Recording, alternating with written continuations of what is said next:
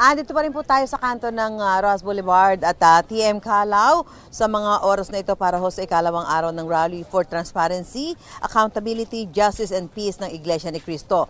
Nagsimula po ito kahapon at ayon po sa MPD, umabot po ang bilang ng mga dumating dito sa 650,000. Layunin nila rito ay bigyan diin ang panawagan ng publiko para sa isang tapat, wasto at bukas na investigasyon tungkol sa ghost projects at flood control projects. Nakabantay pa rin ang mga pulis para sa kaayusan ng rally. Handa rin sa lugar ang mga medical assistance. Ang lokal na pamahalaan ng Maynila, una na nagsuspend ng face-to-face classes. Naglabas din ng Manila PIO ng rerouting scheme para sa mga sasakyan. At sa mga oras na makikita po ninyo dito sa aking likuran, ito po yung bahagi na ng Ross Boulevard. Dito po yung nakaparada yung maraming sasakyan. Yan, nakikita ho natin. Medyo umaambuno ngayon eh. Umaambuno ngayon at kanina pa medyo nagkakaroon ng mga tikatik na pag-ulan. Ito, medyo lumalakas-lakas na naman. Dito sa side na to, puro sasakyan. Pero, pag tinignan po natin dito sa side na to, pero ng payong. Pag tinignan natin sa side na to, yan, kita niyo po, andyan na po yung mga maraming kababayan natin na sumama sa rally na dito po nagpasya na magpalipas ng gabi. Dito na ho sila natulog. Kahit dyan lamang po sa gilid ng kalsada at makikita rin ho natin ang iba't ibang klase ng mga kababayan natin na may mga paninda. Iba-ibang klase rin ho ng mga paninda. Actually ngayon nakikita ho natin na marami ho sa kanila yung mga natutulog ay gumising na at nagsisimula na ulit magsipaghanda para nga ho doon sa ikalawang araw ng kanilang rally ngayong araw na ito. Yan, no, medyo makulimlim ho at nakikita ho natin na medyo parang malakas pa yung ibubuhos ng ulan. Samantala, ukol ho sa ipinatutupad na seguridad dito ho sa paligid ng Quirino Grandstand, makakapanayam natin si PNP Chief Police Lieutenant General Jose Melencio Nartates Jr.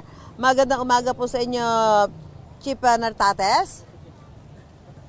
Magandang umaga, Susan. Hello, at sir. Magandang umaga, Susan, at magandang umaga rin sa ating mga tagapakinig. Apo, sir, magandang umaga po sa inyo, sir. Umaga. Ano po yung assessment natin sa unang araw po ng rally ng Iglesia ni Cristo dito po sa Quirino Grandstand? Yes, sa unang araw ng rally sa Quirino Grandstand at iba't ibang parte ng ating bansa, naging matiwasay po ang rally. Ito po ay siyempre sa kooperasyon ng ating rallyista at maaga at maayos na pagpaplano sa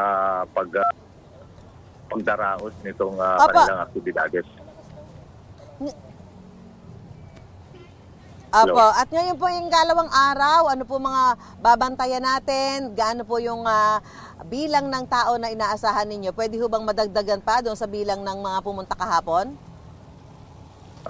Maaring madagdagan pa ito. Ang operasyon na ito na ginagawa nating security operation ay 3 araw. So, kung 3 araw, mayroon tayong 2 araw entry at saka exit. Hello? Malinaw po? Hello? Opo, sir. Go ahead, Hello, sir. Go ahead, sir.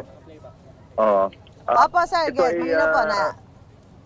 Ito ay napagplanuhan, security operation po. Nakalatag po ang ating security preparations and contingencies na ating ginawa dito. So magpapatuloy.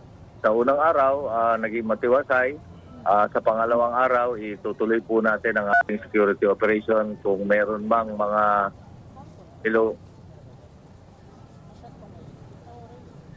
Opo, go ahead, sir. Hello. Kung meron mga... Go ahead, sir. Hello. Medyo napuputol. Opo, sir, hindi po. Narinig ko po kayo, sir. Malinaw naman po ang inyong linya. Go ahead lang po kayo. Itutuloy po natin ang security operation natin kasi pang 3-5 araw itong security operation na to. Pati mga contingencies. At nag-a-adjust tayo kung ano yung dapat nating gawin. Whether magdagdag or magbawas ng tao para hindi naman napapagod yung mga tao natin. Ano po, may mga kailangan ba kayong i-adjust doon sa inyong mga ipinatutupad na patakaran na based doon sa assessment ninyo sa unang araw po ng rally? Tama po yan.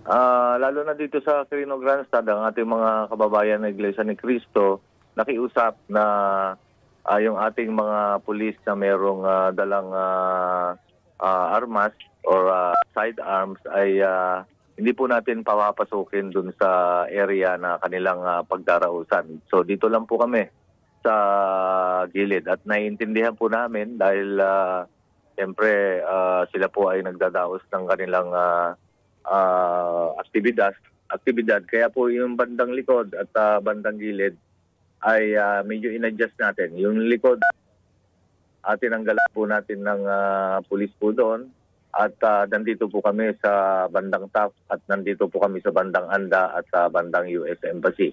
Yang hanggang dyan po ang aming pinapatrolehan or pinupuntahan or nakatutok kasi lalong-lalo na may coordination po dyan. Nandyan po yung mga marshal, napakarami po marshal ng Iglesia ni Cristo na patuloy kaming nagko-coordinate. Apo.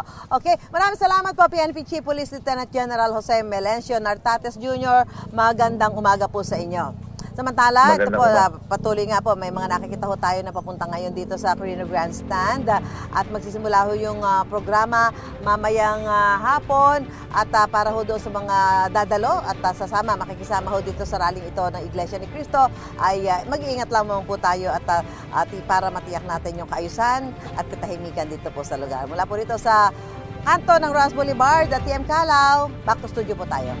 Gusto mo bang mauna sa mga balita? Mag-subscribe na sa GMA Integrated News sa YouTube at tumutok sa unang balita.